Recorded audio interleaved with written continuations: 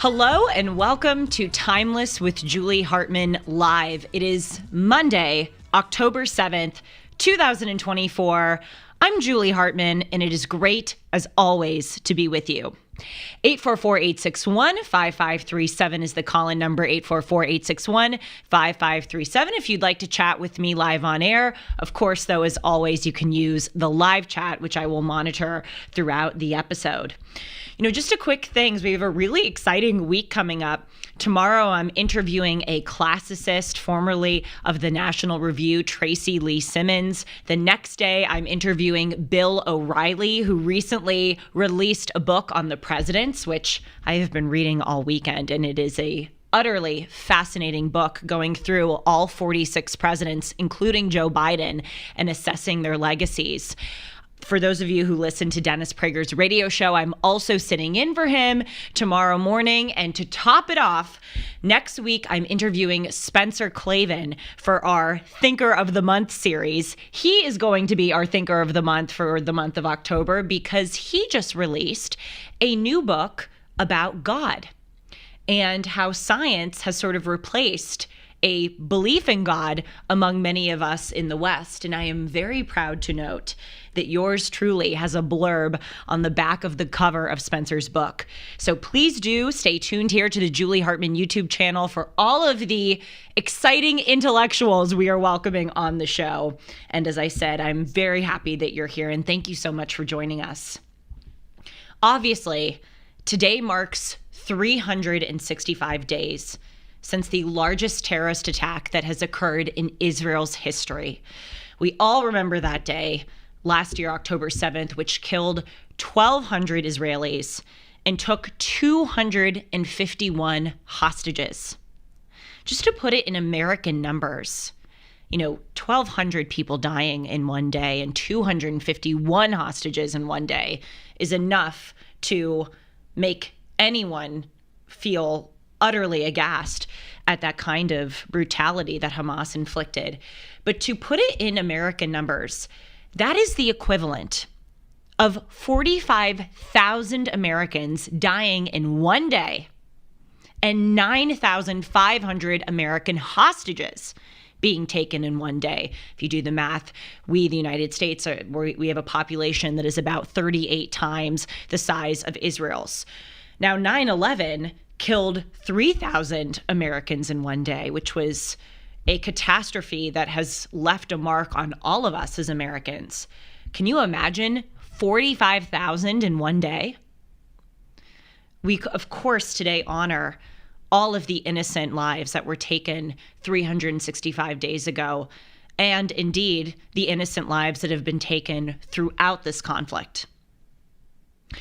I want to spend this episode really dividing it in two parts. The first is I want to go back and look at the past year and assess the huge ways that this October 7th massacre and the subsequent Israel war in Gaza, and now the ever-widening war as Israel enters southern Lebanon, I want to focus on how the past 365 days have affected us as Americans and our Western alliances, the way that it has upended the Western world.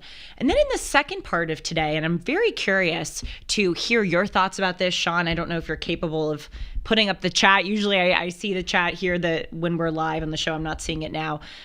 You will. Thank you, Sean. I want to spend the second part of the episode talking about something that I don't think that we as Americans are fully understanding about the October 7th conflict. We've been seeing a lot of people today talking about what it is that we need to learn as the United States. I want to make an intervention on that in the second part. But first here, let us go back and really analyze how this conflict changed things here in the United States and the Western world. The first thing, obviously, to focus on, and many of us remember this as if it were yesterday, was that it really laid bare the rot that has permeated higher education. We all remember those congressional testimonies with these smug smiles of Penn President Liz McGill, former Harvard President Claudine Gay, and MIT President Sally Kornbluth. By the way, shameless shout out though, I'm shouting it out because I really do believe it's an excellent episode. I did an episode in the wake of those congressional testimonies contemplating how we ought to fit calls for the genocide of Jews in our First Amendment protections. I really encourage people to watch that because in that congressional testimony, the university presidents were obviously hypocritical because they have bullying and harassment codes about other forms of speech. But then when it came to calling for the genocide of Jews, they gave these mealy-mouthed answers about, oh, when speech crosses into conduct, that's when we punish conduct. Well, no bleep. When speech crosses into conduct, you punish conduct. The point is asking up until what point before it becomes conduct, is speech acceptable? So obviously those university presidents were hypocritical because they had these disparities in their bullying and harassment codes. But it's another thing for us to consider, because private universities have their own bullying and harassment codes. If generally the First Amendment, which doesn't apply to private institutions, it applies to the government, it says, nor shall Congress make any law abridging freedom of speech. We need to consider, where is the line generally in our country when speech violates the First Amendment? So please do watch that episode. We talk about the various Supreme Court cases which color some of our understanding of that. But really, over the past 365 days, I think we've seen the way that this conflict has, as I said, laid bare the utter rot inside many higher education institutions, not just with those terrible testimonies, but remember how Columbia had to cancel their graduation because the campus became non-functional during the Gaza Solidarity encampments when many students went and occupied Hamilton Hall? I mean, when was the last time that we saw something like that? I think it was during the Vietnam War in the 1960s. And it showed that these universities do not have a handle over many of their radical students, and that students are so politicized and frankly so entitled that they think that it is their vocation as social justice warriors and activists to disrupt student life on campus, to harass students. I mean, I went to Columbia in April for Salem to do on-the-ground reconnaissance research of Columbia's campus, and it was a nightmare. I couldn't even enter the university. I had to go on the sidewalk. Students, in order to enter the main quad of Columbia, had to show their student IDs. A lot of Jewish students, including one who I interviewed here on the show, said that she doesn't even go near campus during that time because she felt that it was so hostile. Outside of Columbia, there were these crazy people congregating. There was this one guy who was holding up a sign that said Jews equals Nazis. The sidewalk was littered with people protesting, saying terrible things. Police were all around. It was just like, how has something like this happened in the United States? No, two. Harvard President Claudine Gay and Penn President Liz McGill resigned. MIT President Sally Kornbluth did not resign. She had the best of the three testimonies. Thank you for that question in the chat. So let us not forget that a year ago right now, none of that happened. It's a pretty drastic shift of one of the biggest sources of pride of the United States of America, our institutions, places where people from all around the world flock to come. We saw just how divided and destitute the state of many of those places were. That's the first major way that October 7th has changed the United States. The second way, which, rarely really gets talked about, but something that I find to be so interesting, is this monomania that we've seen laid bare about white people oppressing non-white people.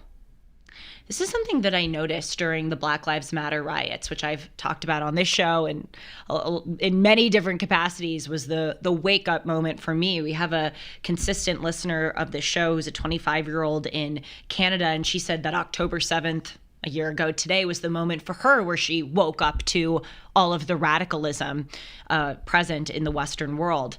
But for me, it was Black Lives Matter. And something that really, really did not sit well with me was looking at the ways that people reacted differently to when a Black person was killed by a white person versus when a Black person was killed by a fellow Black person. Whenever a white person, a white police officer, I understand it more with police officers because they're in, positions of power. They're in positions of heightened responsibility because of their job, obviously. But it was so disconcerting to see that people would get very riled up when a white person killed a Black person. But then in the aftermath of George Floyd's death, when there were riots and looting and businesses, Black-owned businesses especially, being burned down, there was an 8-year-old Black girl who was killed among many others in these riots, and nobody cared about those Black lives. Every single weekend in Chicago, there is massive Black on Black crime. There was a 9-year-old killed in Chicago about a month ago, and people don't care when it's Black people killing other Black people. And my question is, wait a minute, do those Black lives not matter because it can't be spun for your political benefit? Are you saying that Black lives only matter when they are taken by white people? By the way, isn't that a little bit white supremacist? Doesn't that kind of reek of some insidious, perverted glory given to white people if you're saying that that minority lives only matter if it's a white perpetrator?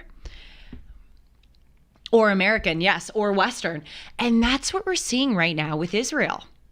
Of course, we know that it's one of the greatest misconceptions that Israel is a, quote, white country. 50% of Israel's population is actually Arab. But we see that with all that's going on in the world, there is this insane focus, this monomania, as I call it, with Israel. And it raises the same question of why are you not giving the same energy to other people who are killed in every other part of the world?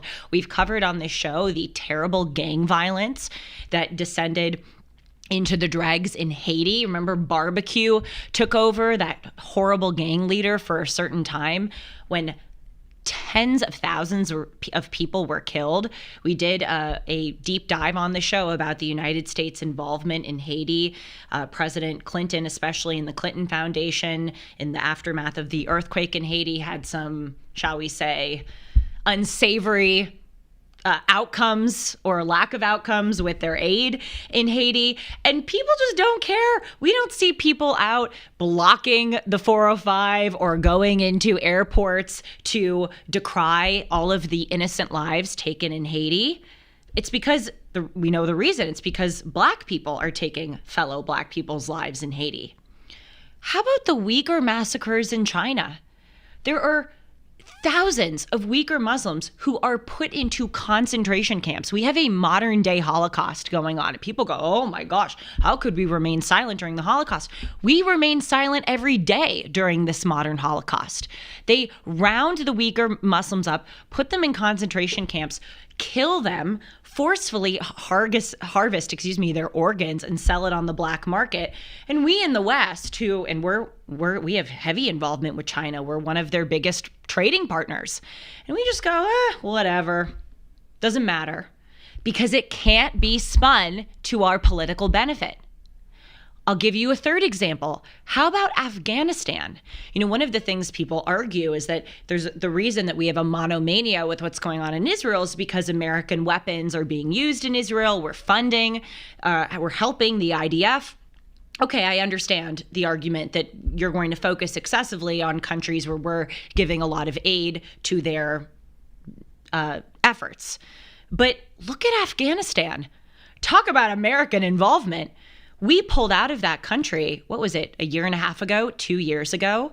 Do we remember those images of Afghan people running to American planes as they were taking off, trying to hold on to the outsides of the planes in order to get out of there as the Taliban came and took over? The Taliban has ruined lives in Afghanistan. They routinely rape and subjugate women. They just outlawed beauty salons in Afghanistan. They subject their citizenry to human rights abuses. By the way, not just in Afghanistan, look at what happened in Iraq. Our invasion of Iraq over 20 years ago was one of the most disastrous foreign policy undertakings of the United States in modern history. 1 million Iraqis died as a result of the United States invasion, overthrowing Saddam, and then the kind of throwing our hands in the air that happened in the wake, which allowed, among other things, ISIS to come in. I interviewed someone on this show who fought against ISIS in Iraq. And we're just like, oh, whatever, 1 million Iraqis died. And that is truly white supremacist. I know that sounds dramatic, but it actually is. When you are saying that minority lives only matter when it's a, quote, white person or a, quote, Western person who is inflicting that lethality, you are by definition being a white supremacist. And that's what we're seeing right now with the monomania with Israel. Yeah. They're Sunni and they're a Turkish group too. And we're going to talk about in just a few minutes how Turkey and China have increased their alliances in the wake of October 7th, even though one of the biggest sources of contentions of the Turkish government is that China's massacring a Turkish minority Sunni Muslim group, the Uyghurs. So thank you for that question. So again, we're focusing on the ways that October 7th has changed the United States over the past 365 days. Totally with laying bare the rot of universities. Totally, I think, with exposing this bizarre, perversely, ironically, white supremacist obsession with white Western people killing non-white, non-Western people. You know, a third thing, which, thank God, the chickens have come home to roost on this one. I lament that it took October 7th for those chickens to come home. But DEI, we've seen an unprecedented revolt against DEI. Again, as I say, it truly baffles me that it took October 7th and the aftermath of that. I guess I could say better late than never. I was a little late to the party at 20 years old, waking up to the left's rot during BLM. So maybe I'm not one to talk. But we see, for instance, that Jews do not count as oppressed under the DEI diktats, which divide the world between oppressor and oppressed. According to a Harvard-Harris poll, for instance, 2/3 of Americans between the ages of 18 and 24, that's my age group, see Jews as oppressors, even though 80 years ago they were victims of one of the largest genocides in human history, even though the United States sponsored anti-Semitism for decades. We continued to see, after October 7th, an unprecedented surge in anti-Semitism. But it just showed these internal contradictions of DEI, that these labels are quite elastic. They can be melded and turned to one's political benefit. How about this whole obsession with stolen land? How many times do we hear that people have a right to return to their ancestral homeland? Of course, with the Israel-Palestine conflict, it's a complicated one. That is perhaps the most commonly word used. I hate even using it because it's just so conventional to refer to it as complicated, but of course it is. But the Jews, I mean, literally, if you look at the holiday of Passover, Passover celebrates the return of the Jews to Israel from slavery in Egypt. And so we see this whole monomania with give people the right to the land, their ancestral homeland, but that doesn't apply to the Jews.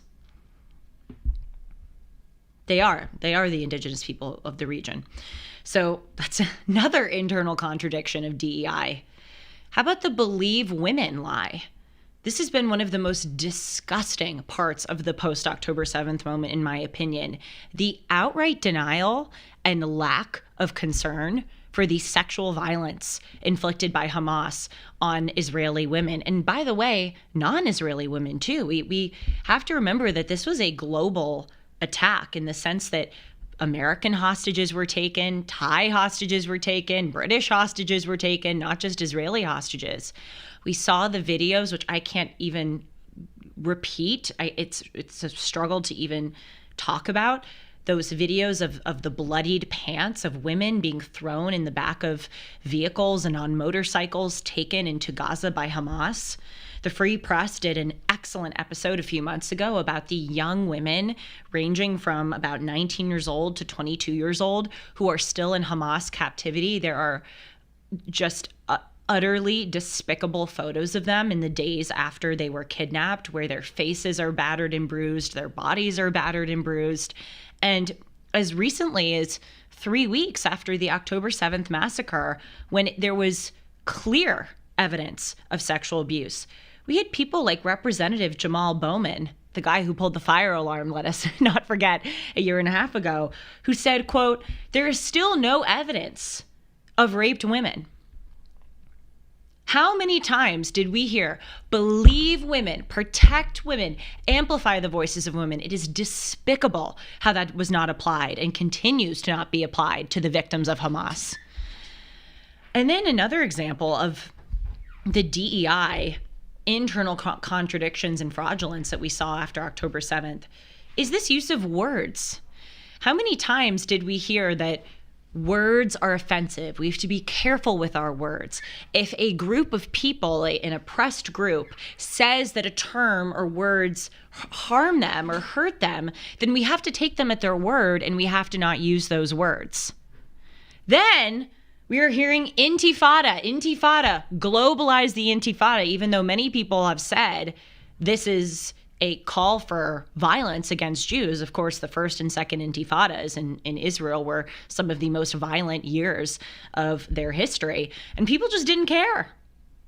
By the way, that doesn't mean that I'm saying that you shouldn't say certain words. I'm a free speech absolutist. I think that people should be allowed to say despicable things, even if it offends certain people. But we lived in this era where you couldn't refer to somebody as an illegal immigrant because no human is illegal. You have to refer to them as undocumented. Even the Stanford elimination of harmful language said that a blind study is a coded term because it perpetuates this idea that a disability of being blind is abnormal, and it fuels an ableist culture.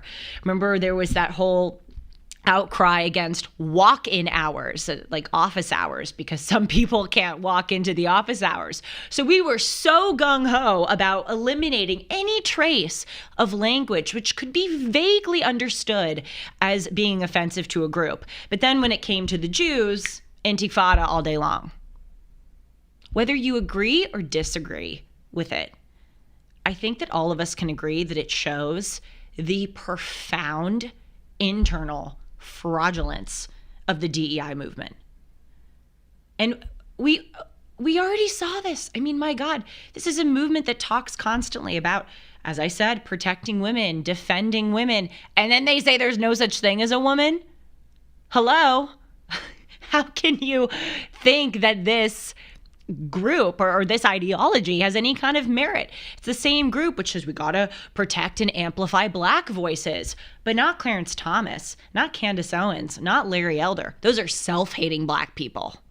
So thank God some people now are waking up. It's a terrible thing that it took 1,200 people being massacred, 251 hostages, and a global war, and Columbia canceling its graduation, and all of the other spillovers of this to finally awaken people, but at least we're here now. And then the fourth major thing, in addition to the higher education rot, the monomania with white people versus non-white people, the total fraudulence of DEI, the fourth main thing that I would identify as the biggest outcome since October 7th, and please do write to me in the chat if you have another big thing that you'd like to offer for people's consideration. This is perhaps the most important one. It has really sundered our alliances in the West.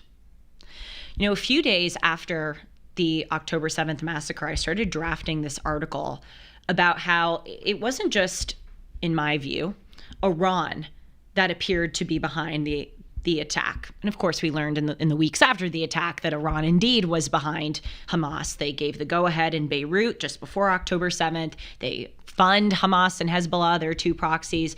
But I said we also have to contemplate if China and Russia didn't have a role in October 7th. And some people were very skeptical of that claim. I published an article both in the Epoch Times and the American Mind, a affiliate of the Claremont Institute, arguing this. And I said, think about it. These countries, China, Russia, and Iran, have coalesced over the past few years with political and economic alliances. There's the Shanghai Cooperation Organization, which Beijing founded as a political alliance of non-Western countries to undermine the hegemony of the West.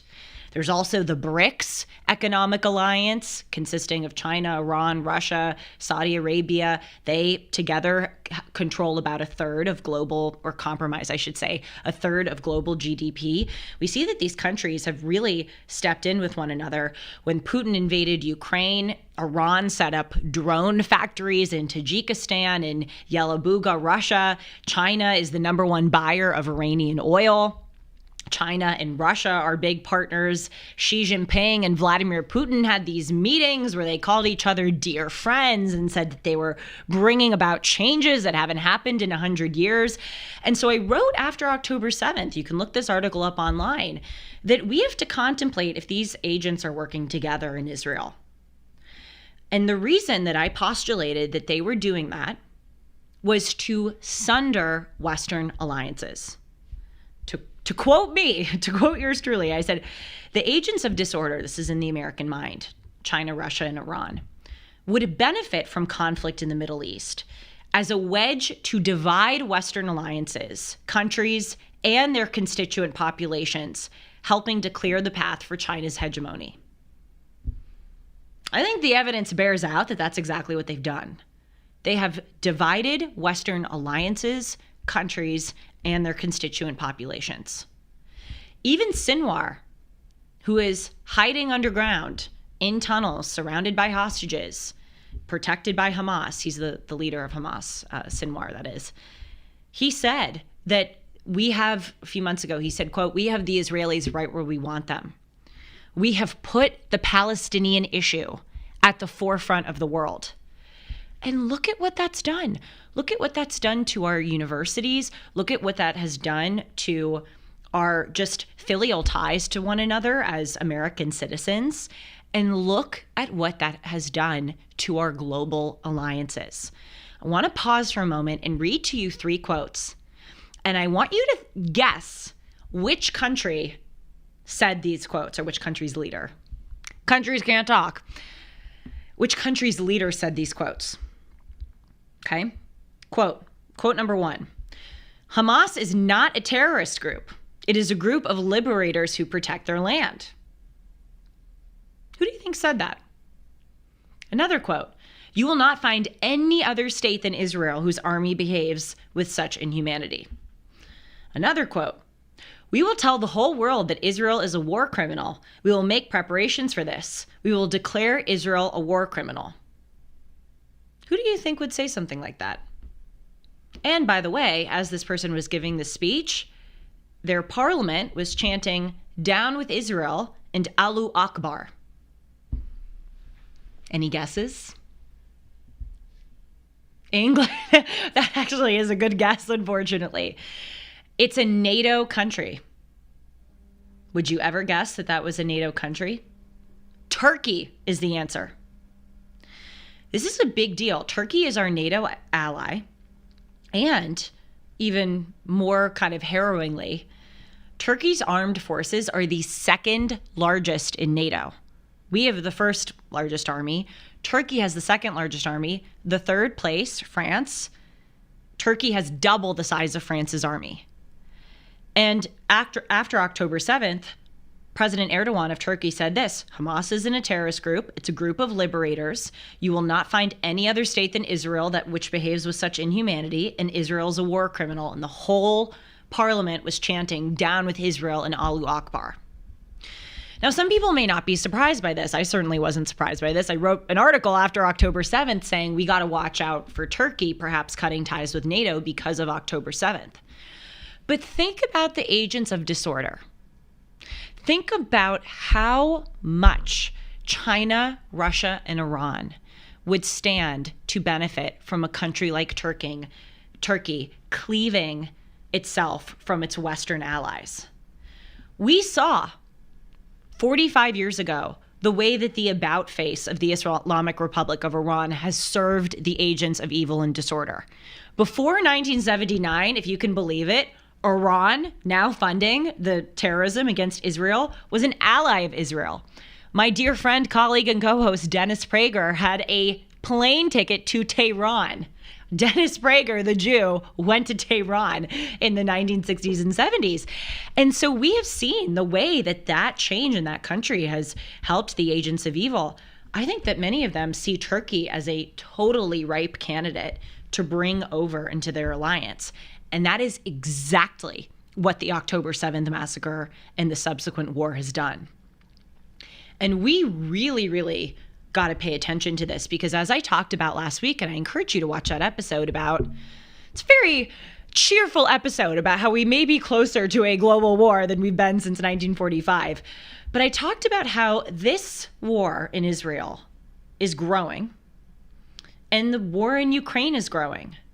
And are stupid enough to do it, we may not have the kind of institutional protection that we think we have. Two quick examples or pieces of evidence. President Vladimir Putin of Russia said last month that if the United States allows Ukraine to shoot conventional weapons inside of the Russian interior, as, by the way, the Ukrainian army did in Kursk on August 6th. Kursk is a region of Russia just bordering Ukraine. And on August 6th, the Ukrainian army, using British and American weapons, went into Kursk and destroyed many of their bridges and their infrastructure.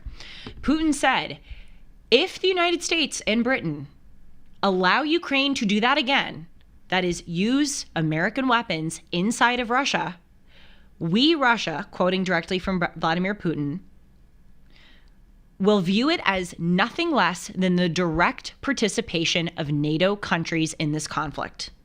He says this would change the essence of the conflict by putting Western nations, including the United States, at war with Russia. A country that assists Israel against Iran will be considered a legitimate target. And they said to the United States directly, do not intervene with Israel in Iran, because after those pager operations, after the elimination of thousands of Hamas terrorists in Gaza, Iran countered with 200 ballistic missiles shot into Israel last week. And Israel has said that it is going to respond. Many are speculating that Israel may go inside of Iran and perhaps blow up some of their infrastructure, maybe their nuclear reactors. We don't know. But Iran, like Putin has said, if American weapons are used inside of our interior, that is Iran or Russia, we will consider that an act of war by you, the United States. And so this is what has happened in the past 365 days.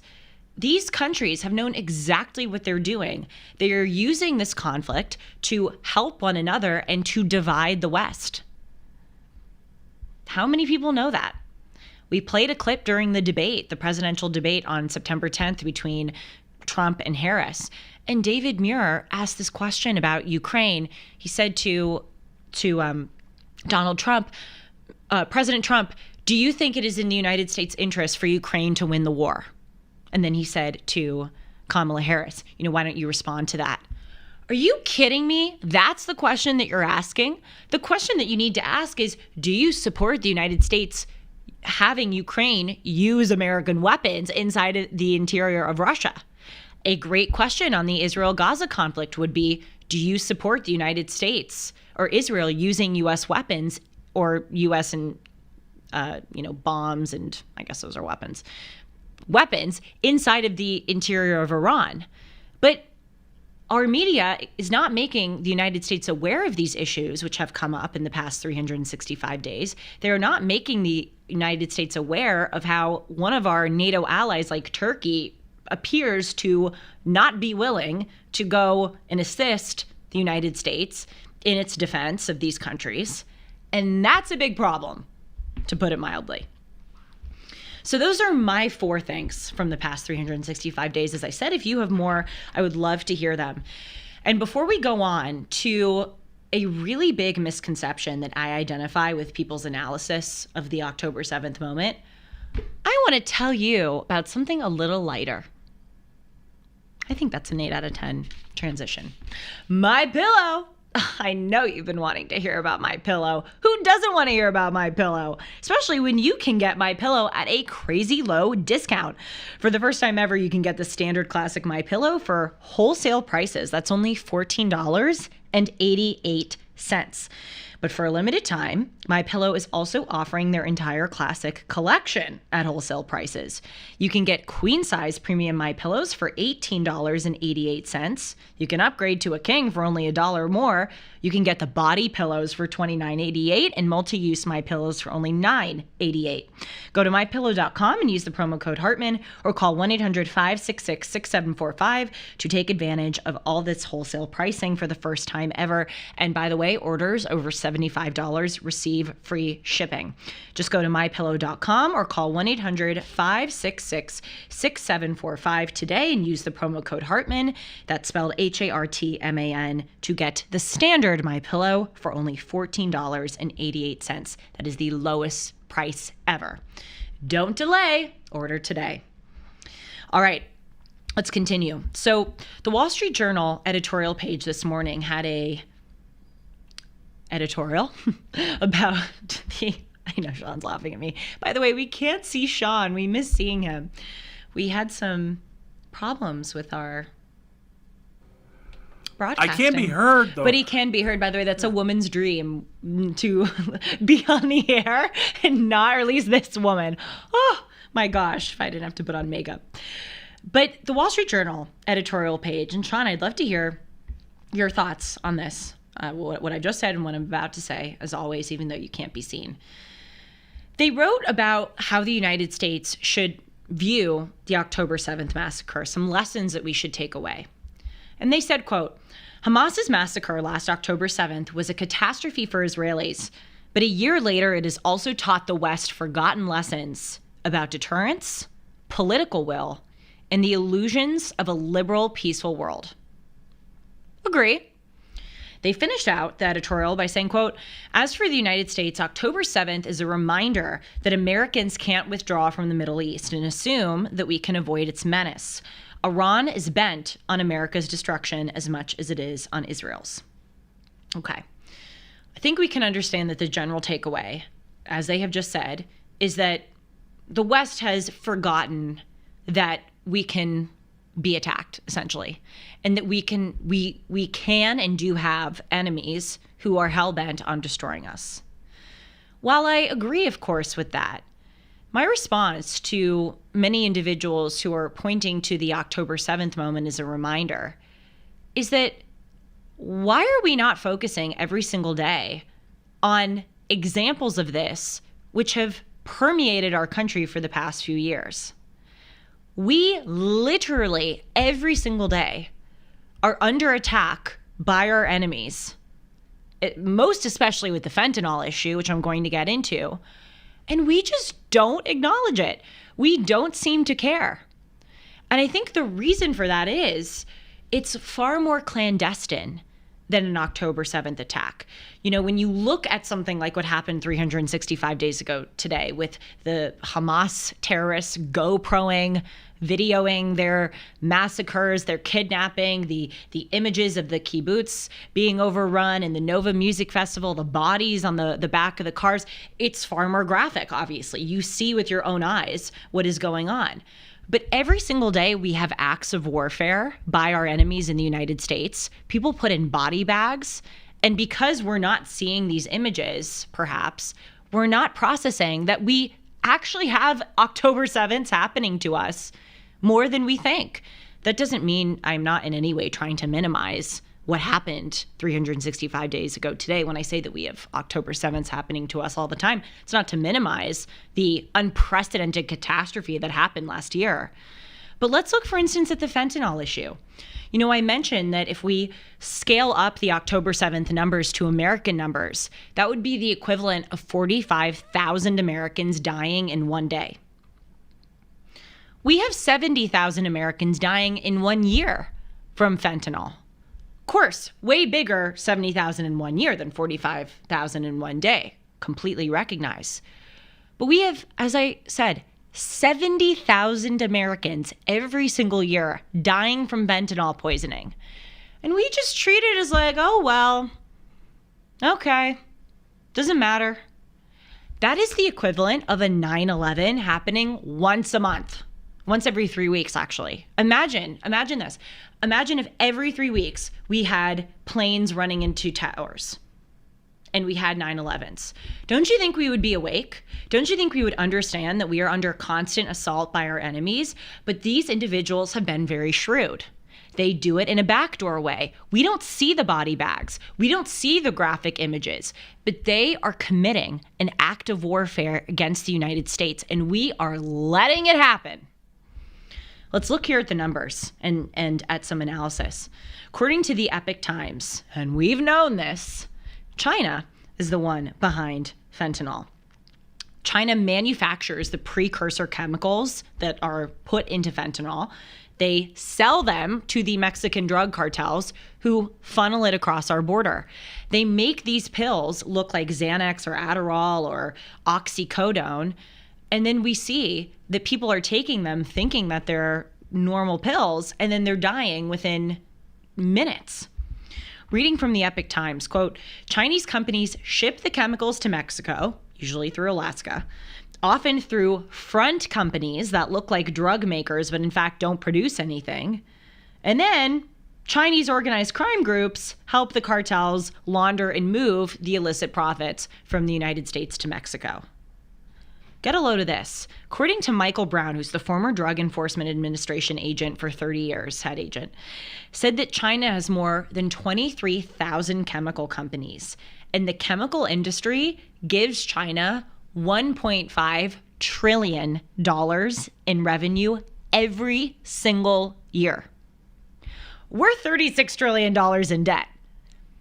Every single year, China is making $1.5 trillion off of their chemical market. That's 40% of the world's chemical market.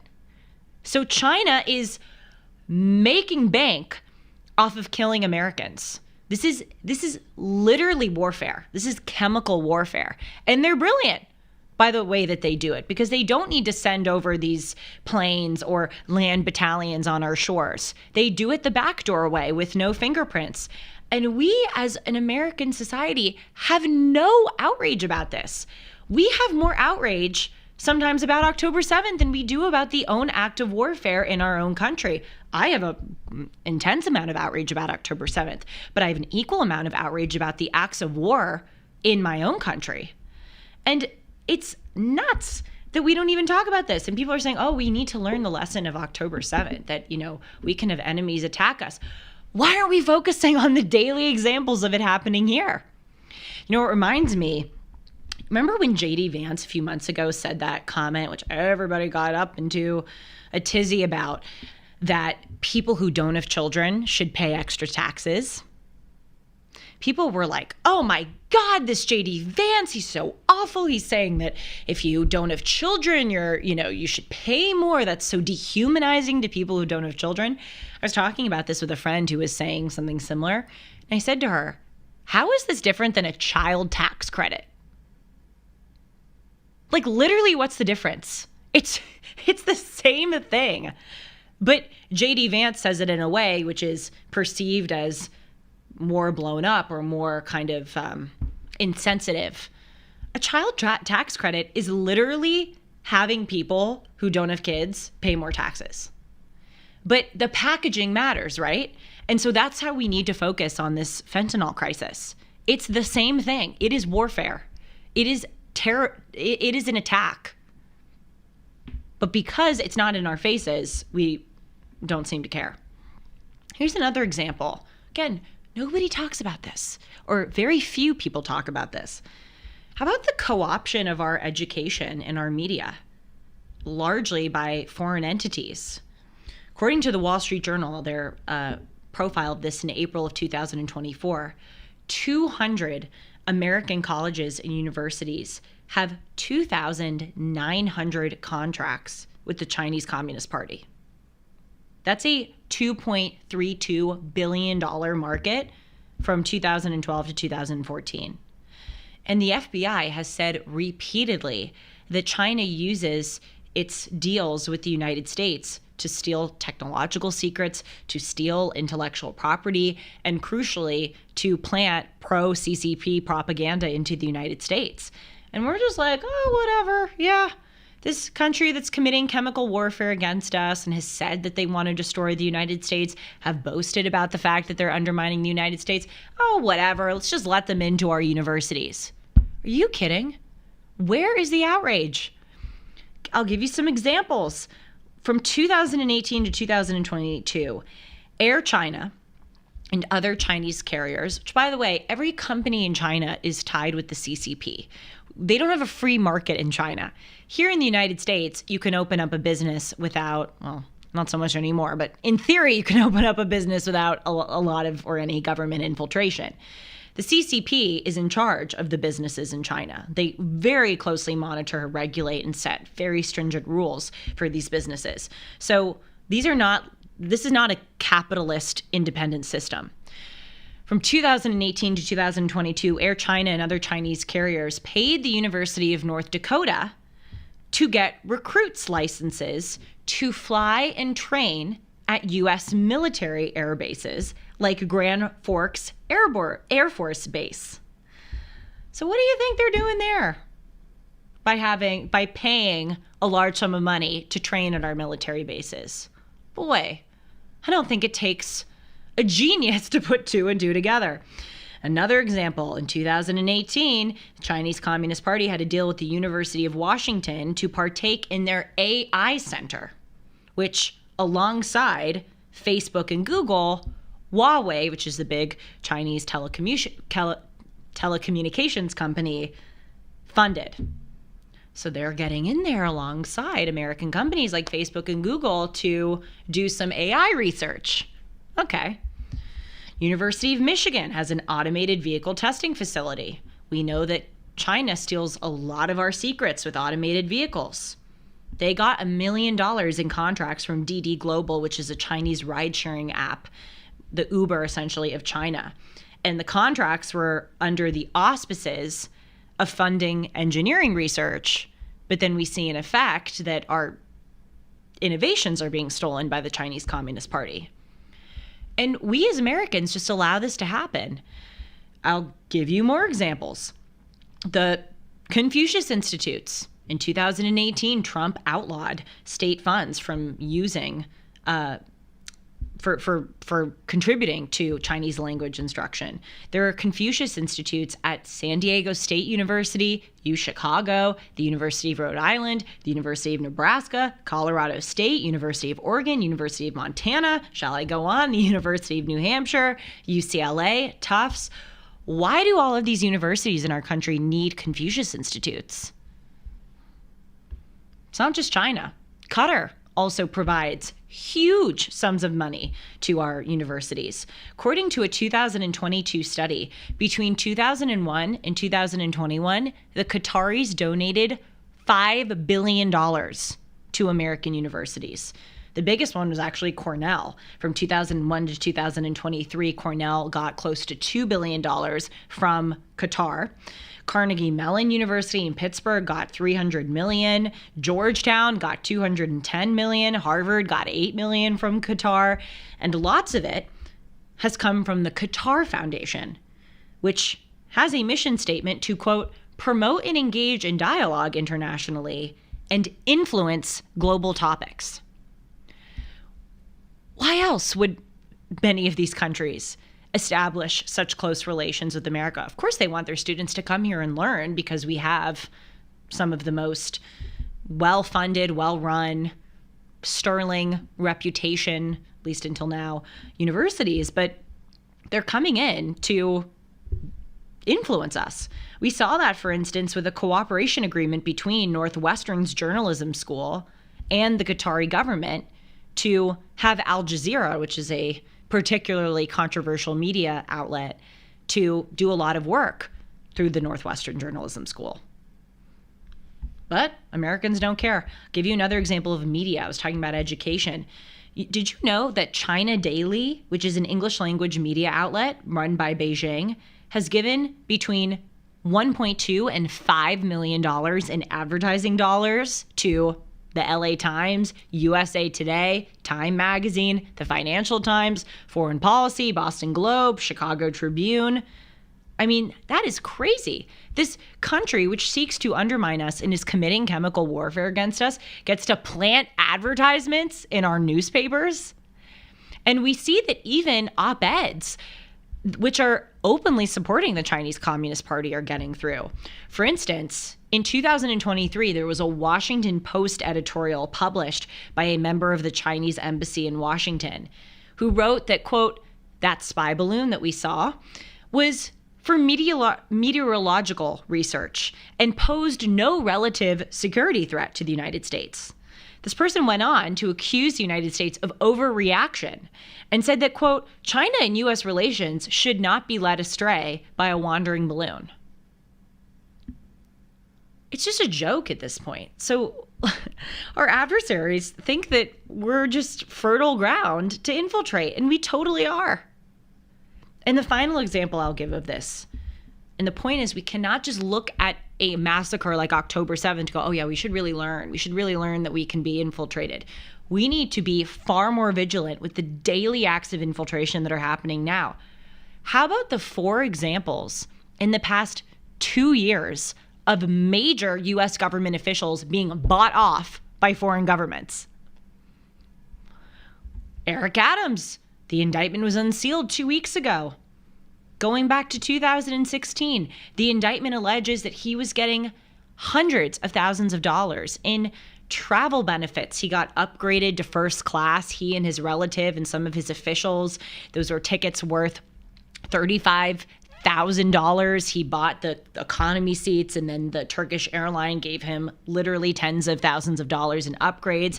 He got this suite at a luxury hotel in Turkey. Routinely, he would have these benefits to fly all around the world, and he did not report them to the requisite agency, which requires government officials to report if they're getting favors from foreign actors.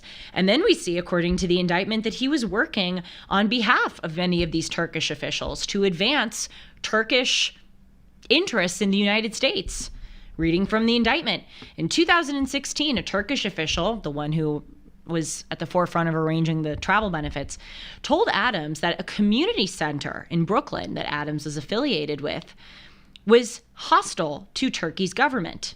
And if Adams wished to continue receiving support from the Turkish government, Adams could no longer associate with the community center. Adams acquiesced. That's example number 1. A more damning example, number 2. In September of 2021, reading from the indictment, a Turkish official told Eric Adams that it was his turn to repay the Turkish official by pressuring the New York City Fire Department to facilitate the opening of a new Turkish building, a 36-story skyscraper, without a fire inspection. In exchange for free travel and other travel-related bribes in 2021 and 2022 arranged by the Turkish official, Adams did as instructed. Because of Adams' pressure on the fire department official responsible for the fire department's assessment of the skyscraper was told that he would lose his job if he failed to acquiesce. And after Adams intervened, the skyscraper was opened as requested by the Turkish official. Third example, it was Armenian Genocide Remembrance Day. According to the indictment, a Turkish official messaged an Adams staffer, repeatedly asking him for assurances that Adams would not make any statement about the Armenian genocide. The Adams staffer confirmed that Adams would not make such a statement in 2022 about the genocide, and Adams did not make such a statement. This is blatant if this is true, and of course he has his day in court or many days in court, this is true. This is literally a foreign government controlling a United States public official. How about Linda Sun? I did a whole hour and a half on Linda Sun. Linda Sun worked in the New York State government from 2012 to 2023 under Governor Andrew Cuomo and Governor Kathy Hochul. She was in many different capacities. She was the executive deputy chief of staff for Kathy Hochul. She was the chief diversity officer of all things for years in the New York State government. She's had a $3.6 million house in Long Island, a $2 million condo in Honolulu, and there was another indictment unsealed against New York Governor Kathy Hochul's messaging regarding issues of importance to the CCP. There was one example where she was going to give a Lunar New Year address, and then Linda Sun fought with a speechwriter, according to the indictment, and got Kathy Hochul's speechwriter to remove a reference to the Uyghur Muslims in the Lunar New Year speech. Linda Sun also bragged in these emails and text messages obtained by prosecutors that she blocked representatives of the Taiwanese government from having access to the New York State governor's office. She also allegedly fraudulently obtained letters that purported to be from the executive chamber, the governor's office, inviting delegations of the People's Republic of China to come to New York. And these were fraudulent invitation letters, but nevertheless, these agents use these letters to obtain visas unlawfully to enter the United States. And this woman worked in the New York State government for 10 years. And by the way, do people know this? Like, if you go up to the average American, of course, the average American doesn't quite know most things, but are people even aware of this? Do they even care?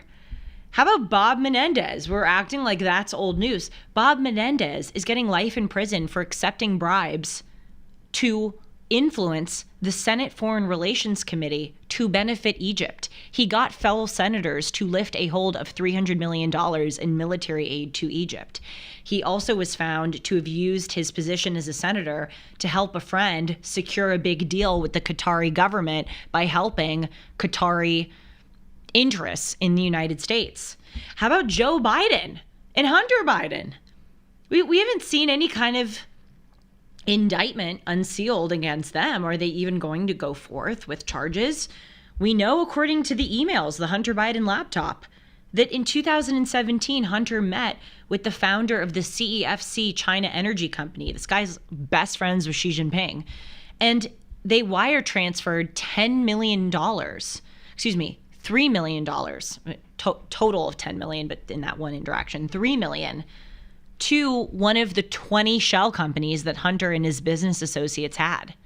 This is on March 1st, 2017. This is 2 months after Joe Biden left office and after Hunter had a meeting with Ye Jianming, the CEFC guy. State Energy HK Limited wired $3 million to Robinson Walker LLC. And according to subpoenaed bank records, $800,000 went to Walker, that's Hunter's associate. $600,000 went to Hunter. $300,000 went to the brother of Joe Biden, James Biden. $25,000 went to Joe Biden's daughter-in-law, Haley Biden. And it didn't even end there. In May of 2017, once Joe Biden left office, the timing here is not exactly a head scratcher. There was that infamous email where one of the China venture individuals promised that, quote, 10% of the stake would be held for the big guy. Hunter Biden's associate testified under oath that the big guy was Joe Biden. In July of 2017, there were those text messages between Hunter and one of the CEFC employees where he said, if, this money isn't transferred, quote, if I get a call or text from anyone involved in this other than you, I will make certain that between the man sitting next to me, his father, and every person he knows, my ability to forever hold a grudge, that you will not regret following my direction. He furthered his claims by saying, I'd like to understand why the commitment made has not been fulfilled. And then within days, on August 4th, 2017, that firm paid one of the other LLCs $100,000. And then in the days after that, they paid them $5 million from a CEFC subsidiary to one of those other shell companies. So in the past 2 years, we've had Linda Sun, Eric Adams, Bob Menendez, Joe Biden, all Democrats, by the way. But we need to use a massacre a year ago in order to understand that the U.S. is under attack by our enemies. No shade to the editorial that I read. The editorial is completely accurate.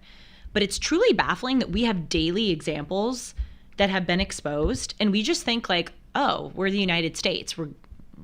Doesn't matter. We're going to prevail, or, oh, they can't inflict that much damage on us. I wish that we would give the same energy to our own infiltration as we really do abroad. And I fear that if we don't start doing that soon, the infiltration may be far more overt and far more in our faces than we think. And on that happy note, my friends, goodbye. Unless Sean has something to say. Would you like to clean up any of the chat that you've missed while we're Of course, yeah. I can't. I'm sorry. I couldn't see the chat, but yeah, go ahead. Yeah, Sir TD, who's a regular, says that Ben Shapiro is not a fan of the comparison between October 7th and the fentanyl. And I tried to look that up in my brief search. I didn't find anything, but he's a reputable, regular listener, so I trust him on that. AP Filtered showed up late today and tried to sneak into the back of the classroom, but we love him. And hello, Aaron.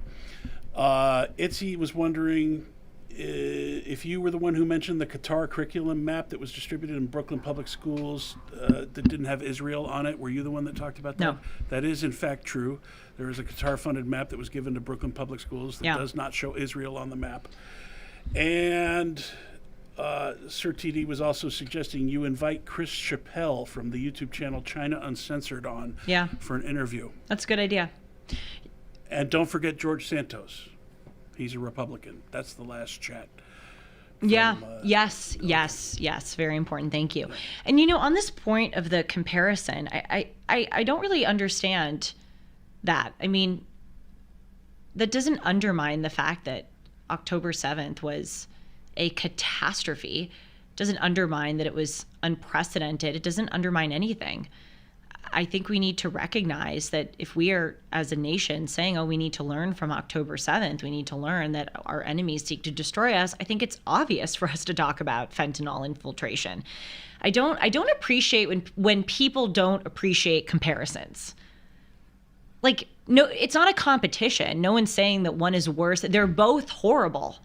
I'm saying we need to give the same energy to this chemical warfare in the United States and not think that we are immune from catastrophes just because we can't see them. They're happening to us all the time. And there is a global war to destroy the West. We saw that 365 days ago, and we see that every day in our country. So what I'm lamenting is that we think like, oh, Israel's our Western ally. They're the ones under attack right now. We're just out here chilling. We're not out here chilling. We also have these threats. So thank you. Thank you for being here. And we'll see you tomorrow. As I said, I'm interviewing Tracy Lee Simmons. You'll really enjoy that. And then the next day, I'm interviewing Bill O'Reilly about his president's book. Next week, Spencer Clavin. And as always, you can email me at julie@julie-hartman.com. I love hearing from you. Be well, everyone. See you soon.